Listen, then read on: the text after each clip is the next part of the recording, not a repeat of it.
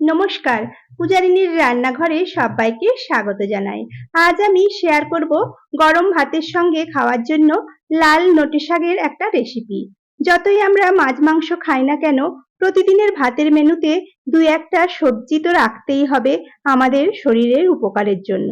লাল নোটে শাকের তরকারি বানানোর জন্য প্রথমেই আমি এখানে লাল নোটে শাক ধুয়ে খুব ভালো করে পরিষ্কার করে দেখুন আমি ছোট ছোট টুকরো করে কেটে নিয়েছি। এরপরে আমি নিয়ে নিচ্ছি কিছু সবজি। এখানে আমি ছোট টুকরো করে নিয়েছি কুমড়ো, আলু আর নিয়েছি আমি বেগুন।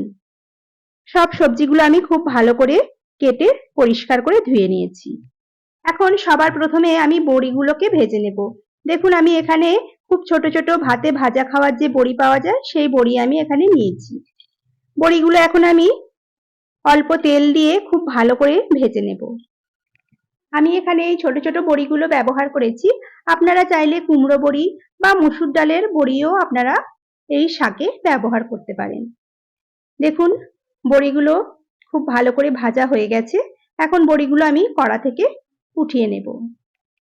এই নোটে শাক ভাজা আমরা তো সকলেই খাই, কিন্তু এইভাবে চচ্চড়ি করে খেলেও এই নোটে শাকের টেস্ট কিন্তু খুবই সুন্দর হয়। এখন এই কড়াতে আমি দিয়ে দেব আরো 2 থেকে 3 চামচ সর্ষের তেল।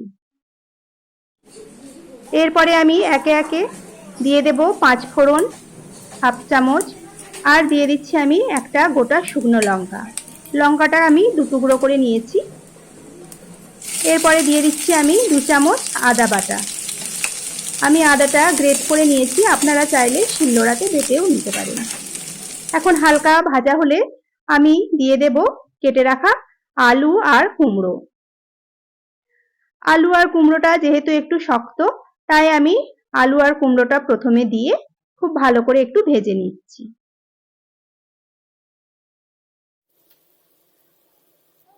আলুটা দেখুন ভাজা হয়ে গেছে, আলু আর কুমড়োটা খুব ভালো করে আমি ভেজে নিয়েছি। এখন আমি দিয়ে দেব কেটে রাখা বেগুনগুলো। বেগুন যেহেতু খুবই নরম, তাই বেগুনটা আমি লাস্টে দিলাম। দিয়ে আবারও আমি বেশ কিছুক্ষণ ভেজে নেব। এখন আমি দিয়ে দিচ্ছি 1 চামচ স্বাদ মতো লবণ, হাফ চামচ হলুদ গুঁড়ো, হাফ চামচ জিরে গুঁড়ো দিয়ে আমি সবকিছু গুঁড়ো মশলার সঙ্গে সবজিটাকে আবারও আমি কিছুক্ষণ ভেজে নেব। এখন আমি দিয়ে দিচ্ছি কেটে রাখা লাল নোটে শাকগুলো। দেখুন সব নোটে শাকগুলো আমি এখন সবজির মধ্যে দিয়ে দিলাম। দিয়ে আবারও আমি একটু সবকিছুকে ভালো করে মিশিয়ে নেব। এই নোটে শাকের চচ্চড়িতে আমি খুব বেশি মশলা ব্যবহার করব না।